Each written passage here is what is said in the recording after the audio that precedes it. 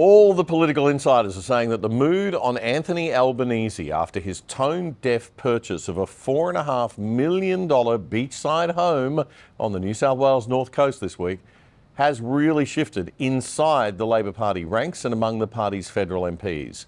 People are not happy and they're letting it be known.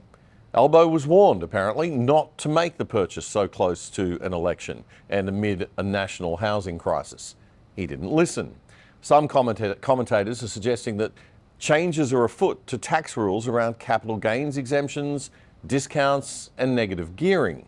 Peter Credlin says if that's the case and Albo acted because he knew those changes were coming, then that's not just political stupidity, it's actually very dodgy. Personally, I don't reckon we're going to be going to the next election early next year with Albo as the Labor leader anymore if he doesn't start to really turn things around and fast. And you know, that'd be bad news for our country, back to the old revolving door of prime ministers. But the biggest issue facing our nation is housing. Robert Gottliebsen wrote in The Australian this week that he's never seen the Australian dwelling construction industry in such a mess in the more than half a century that he's been watching it. He says short-term remedies like skills training and importing more skilled workers while cutting other immigration will help, as will sorting out the CFMEU and union rackets that cause apartment costs to be much higher than necessary. But he says that isn't going to solve the more complex underlying problems that we face. One such problem, according to Gottliebsen, is red tape and a rise in bureaucrats charged with planning restrictions and blocking development. He's absolutely right. The ever-increasing size of government in our country and the increasing intrusiveness of it into business and even into our private lives is really killing our nation's prosperity as well as people's liberty and, most importantly, their quality of life and general happiness. And people are starting to wake up. They're starting to put two and two together these days and seeing that, you know, there is a serious problem in this ever-increasing government, ever-increasing bureaucracy. And that's more or less the theme of this week's episode of The Other Side. The left are having a lot of trouble coping with this new world order in which people are waking up to their games and are standing up to their bullying tactics, pointing them out and saying, no, you're not getting away with that anymore. And they hate it and they're getting angry. So they're going to get nastier. Their old tricks of just playing the emotional card aren't working. Kamala Harris in America, despite being in power for almost 4 years, and despite the Democrats having a majority in both the houses of Congress for the first 2 years of her time in office, in other words, having all the power that you could possibly need to bring in any law you'd like to, she still blames Donald Trump for there not being tough laws on immigration and border control. It's truly bizarre. And it all came to the fore in her first non-softball adversarial interview of this campaign on the conservative American network, Fox News. Journalist Brett Baier played the vice president a soundbite of a woman whose daughter was murdered by a criminal who'd entered the US illegally and was released into the community under the Biden-Harris catch and release policy. I believe the Biden-Harris administration open border policies are responsible for the death of my daughter. That's the early days. So do you owe them an apology is what I'm saying. I will tell you that I am so sorry for her loss. I am so sorry for her loss. Sincerely. But let's talk about what is happening right now with an individual who does not want to participate in solutions.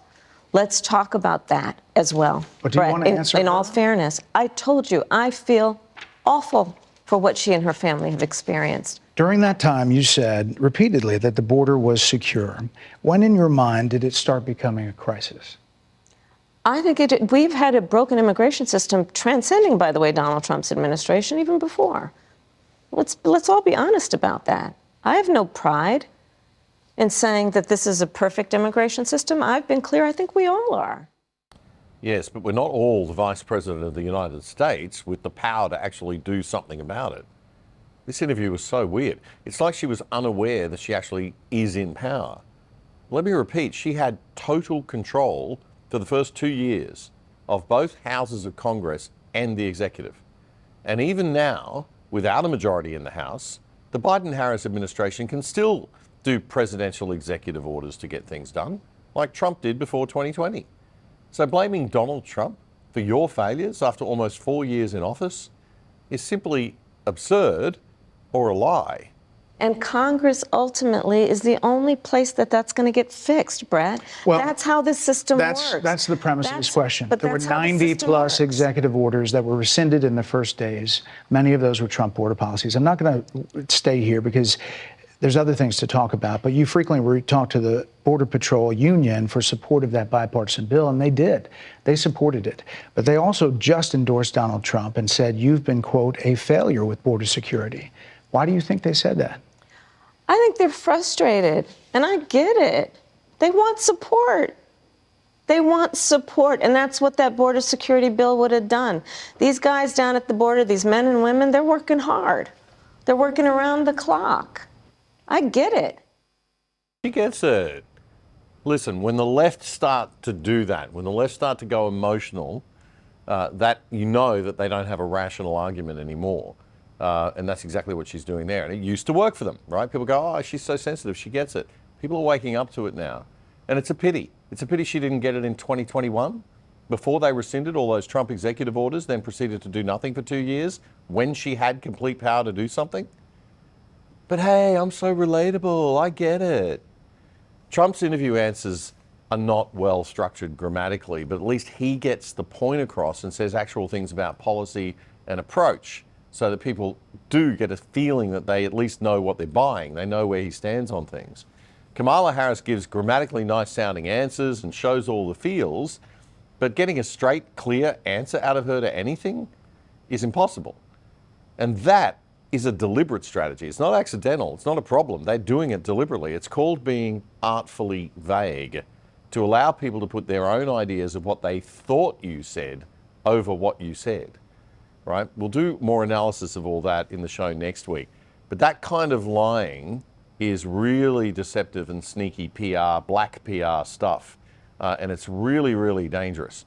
I'll take Donald Trump's boorishness and obvious hype and exaggeration over sneakiness and deliberate deception any day.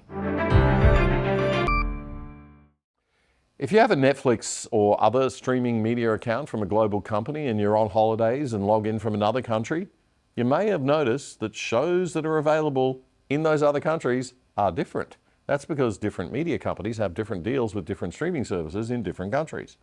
Imagine being able to log into Netflix, though, as if you were in America, or maybe a country that speaks a language other than English that you speak, to access more shows, but you can do it all without leaving your couch here in Australia. Well, there is a way. There is a way. Private Internet Access VPN is a virtual private network.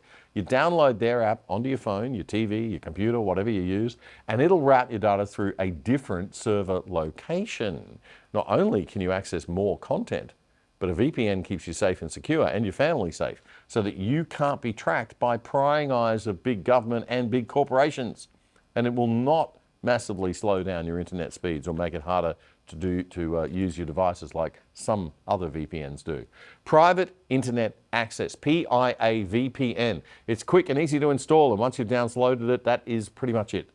And the great news is if you sign up for PIA VPN, you are also helping the other side heaps and getting great value for money as well. And you can sign up using our special Other Side code for less than $3 a month. That's a whopping 83% off the normal price, and you'll get the first 4 months free. Just go to piavpn.com/otherside right now to get our special deal. That's piavpn.com/otherside. If you like that clip, there's more where that came from in our full show, The Other Side. You can watch it right here, the latest episode.